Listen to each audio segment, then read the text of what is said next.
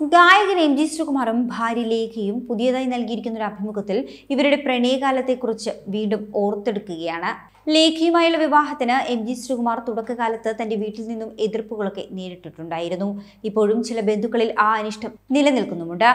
വിവാഹിതരാകാതെ ഒരുമിച്ച് താമസിച്ചതിന്റെ പേരിൽ പലരും തങ്ങളെ പോലീസിനെ കൊണ്ട് പിടിപ്പിക്കുവാൻ ശ്രമിച്ചുവെന്നും എം ജി ശ്രീകുമാറും ലേഖയും തുറന്നു പറയുന്നു.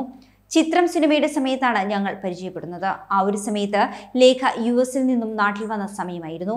കവടിയാർ വഴി കാറിൽ ഞാൻ യാത്ര ചെയ്യുകയായിരുന്നു. ചിത്രത്തിന്റെ കാസറ്റ് സുന്ദരിയായ ലേഖയ്ക്ക് ഞാനന്ന് നൽകിയെന്നും എം ജി ശ്രീകുമാർ പറയുന്നു. അന്ന് പക്ഷേ എം ജി ശ്രീകുമാർ ആയിട്ടില്ല. അന്ന് എം ജി ശ്രീകുമാറാണ് തനിക്കത് തന്നതെന്ന് ലേഖയ്ക്ക് അറിയുകയുമില്ലായിരുന്നു. കാർ സൈഡിൽ കൊണ്ടുവന്ന് നിർത്തിയപ്പോൾ ലേഖ ഭയക്കുകയുണ്ടായി. നേരത്തെ തന്നെ ലേഖയെ ഫോളോ ചെയ്തിട്ടാണ് ലേഖയുടെ സ്ഥലം ഞാൻ മനസ്സിലാക്കിയത്.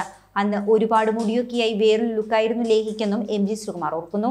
ആ ഒരു സമയത്ത് ലേഖയെ വർണ്ണിച്ച് കൈതപ്രം സാറിനെ കൊണ്ട് താനൊരു പാട്ടെഴുതി വാങ്ങിപ്പിച്ചിട്ടുണ്ടെന്നും എം ജി ശ്രീകുമാർ പറയുകയാണ്.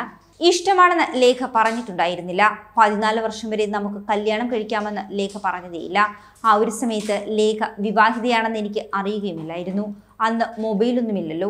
ലേഖ അമേരിക്കയിൽ നിന്നും നാട്ടിൽ വന്നതിന് ശേഷം ഞങ്ങൾ ഒരുമിച്ച് 14 വർഷം ജവഹർ നഗറിൽ ഫ്ലാറ്റ് എടുത്ത് താമസിക്കുകയുണ്ടായി. ഞാൻ എൻ്റെ വീട്ടിലേക്ക് പോകാറേയില്ലായിരുന്നു. കാരണം ഞങ്ങളുടെ ബന്ധം കാരണം വീട്ടുകാരുമായി ഞാനന്ന് വഴക്കായിരുന്നു. ലേഖയുടെ പേരും പറഞ്ഞ് കൂട്ടുകാരും എന്നോട് വഴക്കിട്ടിട്ടുണ്ട്. പോലീസിനെ കൊണ്ട് പിടിപ്പിക്കുവാൻ ഇവിടുത്തെ വലിയ വലിയ ആൾക്കാർ ശ്രമം നടത്തുകയും ചെയ്തു. സദാചാര ഗുണ്ടകൾ ഭീഷണിപ്പെടുത്തി. അതിനുശേഷമാണ് ഞങ്ങൾ ആദ്യമായി മനോരമയ്ക്കൊരു അഭിമുഖം കൊടുക്കുന്നത്. ആ ഒരു അഭിമുഖം വനിതയിൽ എം ജി ശ്രീകുമാർ വിവാഹിതനായെന്ന തലക്കെട്ടോടെ വരികയുണ്ടായി. അന്ന് ഞങ്ങൾ ഒരുപാട് കഷ്ടപ്പെട്ടു. എന്ത് ചെയ്യണമെന്നറിയാത്ത അവസ്ഥയിലായിരുന്നു ഞങ്ങളത്. അന്ന് കടകളിൽ ആ ഒരു ലക്കത്തെ വനിത വാങ്ങിക്കുവാൻ വൻ തിരക്ക് തന്നെയായിരുന്നു. ഞങ്ങളുടെ അഭിമുഖം വന്ന വനിതയാണ് റെക്കോർഡ് സൃഷ്ടിച്ച് വിറ്റുപോയത്. ആ ഒരു കണക്ക് ഇന്നും വനിതയുടെ ഓഫീസിലുണ്ടെന്നും എം ജി ശ്രീകുമാർ പറയുന്നു. പിന്നീട് ഞങ്ങൾ മൂകാംബിക ക്ഷേത്രത്തിൽ പോയി വിവാഹം ചെയ്തു. അവിടുത്തെ ടെലിഫോൺ ബൂത്തിൽ നിന്നും വിളിച്ചാണ് അമ്മയോട് വിവാഹമാണെന്ന് ഞാൻ പറഞ്ഞതെന്നും എം ജി ശ്രീകുമാർ പറയുന്നു. വിവാഹം വേണ്ടെന്നായിരുന്നു ആദ്യം തീരുമാനിച്ചത്. പക്ഷേ അന്ന് വിവാഹിതരാകാതെ ഞങ്ങൾക്ക് വേറൊരു രക്ഷയില്ലായിരുന്നു. അതുകൊണ്ട് വിവാഹം ചെയ്തു.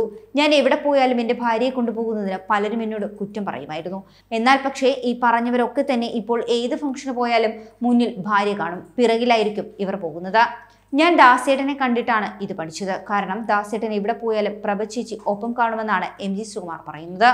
ആദ്യ വിവാഹം പൊരുത്തപ്പെട്ടു പോകുവാൻ കഴിയാത്ത സാഹചര്യത്തിലാണ് ലേഖ വിവാഹമോചനം നേടുന്നത്. ആ ഒരു ബന്ധത്തിൽ നിന്നും പുറത്തു വരുമ്പോൾ ഒരു മകളും ലേഖയ്ക്കുണ്ടായിരുന്നു.